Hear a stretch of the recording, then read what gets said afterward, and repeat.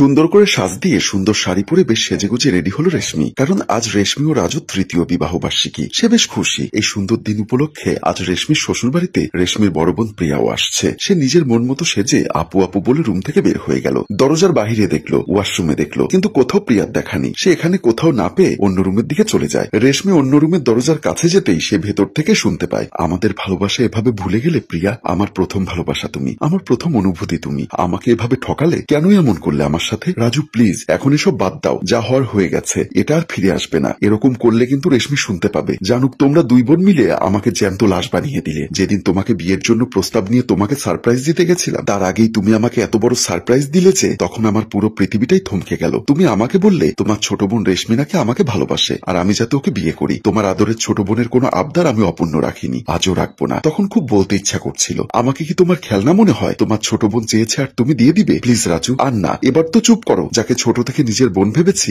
আজ সে আমার ঘরের বউ, আর আমাদের এতদিনের ভালোবাসার কোনো দাম দিবে না। কিন্তু কিছু বলতে পারিনি ওই দিন, কেন কথা যেন বের হচ্ছিল না। তুমি কান্নারত অবস্থায় যখন আমাকে জড়িয়ে ধরে বললে আমি যাতে তোমার ছোট বোনকে বিয়ে করে নেই, বিশ্বাস করো তখন মনে চেয়েছিল তোমাকে খুন করে ফেলি। এর চেয়ে ভালো হতো আমাকে খুন করে ফেলতে। তখন যখন তুমি বললে আমি রেশমিকে বিয়ে না করলে তুমি সুইসাইড করবে, তখন আমার তোমাকে দুনিয়ার সব থেকে স্বার্থপর মানুষ মনে হয়েছিল। রেশমিকে বিয়ে না করার কোনো রাস্তা তুমি খালি রাখোনি আমার জন্য। যাওয়ার সময় তুমি যখন বলেছিলে ভালো থাকবে তুমি, তখন তাচ্ছিল্যের হাসি দিয়ে বলতে ইচ্ছা করছিল, হ্যাঁ অনেক ভালো থাকবো। ভালো থাকার জিনিসটাই তো আমার থেকে সেদিন তুমি কেড়ে নিলে। প্রিয়া শুনতে না পেরে হয়েছে বলে রুম থেকে বের হয়ে যায়। প্রিয়া রুম থেকে দরজা খুলে বের হওয়া মাত্রই দেখলো দরজার সামনে রেশমি দাঁড়িয়ে আছে আর কান্না করছে। বোন তুই কেন কাঁদছিস? এমন সময় রাজু রুম থেকে বের হয়ে তাদের পাশে আসে। প্লিজ আপু, আমাকে তুই ক্ষমা করে দে। তুই যে আমার জন্য সবসময় ত্যাগ স্বীকার করতে জানতাম, কিন্তু এত বড় ত্যাগ করলি যে শেষ পর্যন্ত বিয়েও করলি না। বোন এসব বাদ দে। রাজুর চোখ দিয়ে পানি বের হচ্ছে অনবরত। সে কি বলবে তার মুখে কোনো ভাষা নেই। ছোট থেকেই যা যা করলি সব মনে আছে আমার। আজ সেসব কথা বেশ মনে পড়ে যাচ্ছে আপু। মনে আছে একদিন বাবা তোর জন্য আর আমার জন্য জামা এনেছিল।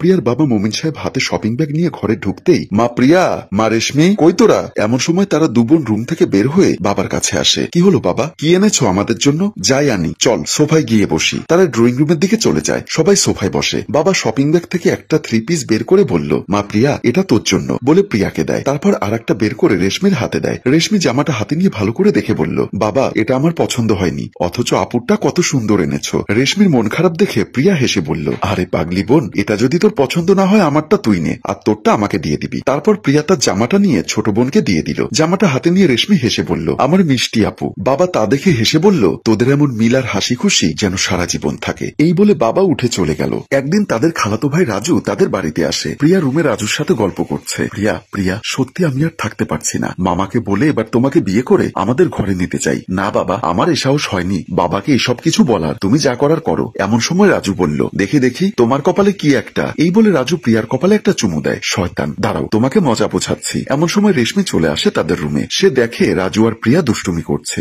হাসাহাসি করছে। তার রেশমি দরজায় দাঁড়িয়ে মন ভরে দেখে আর মনে মনে বলে, কতই না সুন্দর দেখাচ্ছে রাজুকে। কখন যে তোমাকে বলবো আমি তোমাকে বড় বেশি ভালোবাসি রাজু। রেশমি তারপর কাছে এসে বলল, আপু ডিনার রেডি, আয় খেতে আয় তোরা। প্রিয়া রেশমির ডাক পেয়ে বলল, আচ্ছা তুই যা, আমরা আসছি। একদিন প্রিয়া সোফায় বসে বসে মোবাইল টিপছে। এমন সময় রেশমি এসে প্রিয়ার পাশে এসে বসে। সে প্রিয়াকে জড়িয়ে ধরে বলল, আপু তোকে একটা কথা বলতে চাই, কিন্তু সাহস করতে পারছি না। আরে গাধি, আমি কি তোর পর? বল কি বলতে চাস। সাহস করে কোনো কিছু না বললে সেটা কিভাবে পূরণ করবি? তোর কোনো আশা কি অপূরণ রেখেছি আমি? রেশমি কোন রকম সাহস করে প্রিয়াকে বলল, আপু আমি রাজু ভাইকে অনেক ভালোবাসি, ওকে না পেলে যেন মরেই যাব। আমার চাওয়া পাওয়া পূরণ করনি এমন কোনোদিন হয়নি। আমি জানি তুই আমার আশাটি পূরণ করবি। কথাটি শুনে প্রিয়া যেন এক ঝটকায় থমকে গেল। চারিদিকটা যেন অন্ধকার হয়ে যাচ্ছে। তারপর কোন রকমে প্রিয়া শুধু একটা মলিন হাসি দিয়ে কষ্ট লুকিয়ে বলল, আরে ঠিক আছে, তুই আমার খুব আদরের, তোর কথা আমি না রাখতে পারি? আমি বাবার সাথে এ ব্যাপারে কথা বলবো। রেশমি কথাটি শুনে বেশ আনন্দে প্রিয়াকে জড়িয়ে ধরে আর বলে, আমার মিষ্টি আপুটা। প্রিয়া তার বাবার রুমে ঢোকে আর বাবার পাশে গিয়ে বলল, বাবা একটা কথা বলার ছিল।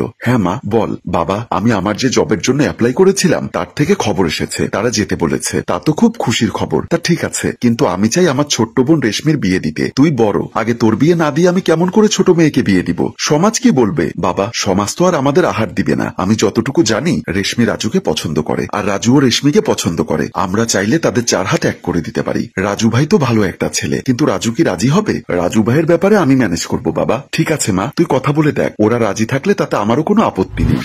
আহা, তখন আমি কত খুশি না ছিলাম। আমি জানতাম না যে আমি দুটো মানুষকে জ্যান্ত মেরে ফেলেছি। তখন আজ নিজেকে বড্ড অসহায় মনে হচ্ছে আপু। আর তোমরা নিজেদের ভালোবাসা ত্যাগ করে অনেক মহান হয়ে গেছো, তাই না? কিন্তু আজ এসব দেখে নিজেকে মহান হওয়ার চক্করে বড্ড ছোট মনে হয় নিজের কাছে। চুপ কর, আমি তোর বড়। ছোট বোনের সব আবদার বড়রাই তো পূরণ করে। কেন কেন তুমি সেদিন একটাবার বললে না তোমাদের ভালোবাসার কথা? তখন তো তোমার আপু মরে যেত। তাই সবকিছু বিসর্জন দিয়ে ওর সুখের জন্য সব ভালোবাসা, সব স্মৃতি ধুলোয় মিশিয়ে বিয়ে তোমাকে করেছি। রেশমি কেঁদে কেঁদে চিৎকার দিয়ে বলল, কেন এতটা মহান হলি? আমি কত বড় পাপ করেছি। আল্লাহ, একটা বোন তার বোনের জন্য কতটা স্যাক্রিফাইস করতে পারে তার দ্বিতীয় হয়তো কোনো উদাহরণ নেই। ক্ষমা করে দিস আপু। প্রিয়া চোখ মুছে হেসে বলল, আরে পাগলি, এটা কোনো কথা? তোদের দাম্পত্য জীবন আরো সুখের হোক। আমি গেলাম রে বলে প্রিয়া বের হয়ে যায়। আর এখানেই একটি বড় মানবতার পরিচয় দিয়ে আমাদের গল্প শেষ হয়। সম্মানিত ভিউয়ার্স, এরকম হয়তো অনেক উদাহরণ আছে। নিজের ভালোবাসা বিসর্জন দিয়ে অন্যের সুখ দেখে আনন্দ পায়। কিছু ত্যাগ হয়তো খুব কঠিন, কিন্তু বাস্তবতার কাছে ইচ্ছা না থাকা সত্ত্বেও মাঝে মাঝে হেরে যেতে হয়। বেঁচে থাকুক ভালোবাসা। গল্পটির ভাবনায় হাশেম রাজু, পরিচালনায় HM কানুন ও চিত্রগ্রহণ ইপ্তি হুসাইন।